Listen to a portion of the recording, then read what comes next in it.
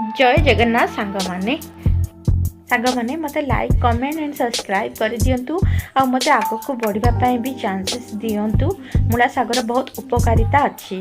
एही वीडियो टिकु आपण लास्ट जाई देखंतु। मु गोटे उपकारिता जिनिस विषय रे कहिबी। प्रथमे आमे प्रेशर कुकर रे तेल पकेइबा, सेथिरे किछि फुटण जेमिति कि जीरा एवं रसुण आउ कंचा लंका पियाज पकई ताको भलसे फुटण फुटई देबा।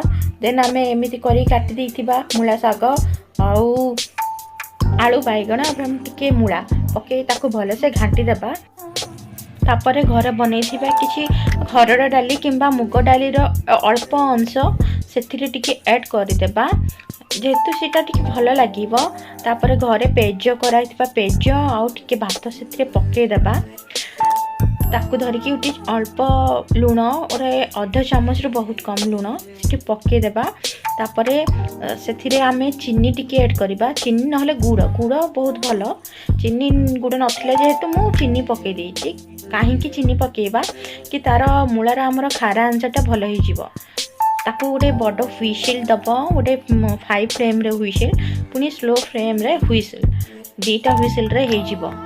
मूला खाइबार उपकारिता होउछि आमर डाइजेशन ठीक करे, कैंसर दूर करे एवं आमर पाइल्स भी दूर करे। सेति पई आपण मूला साग को बनै खाआନ୍ତୁ।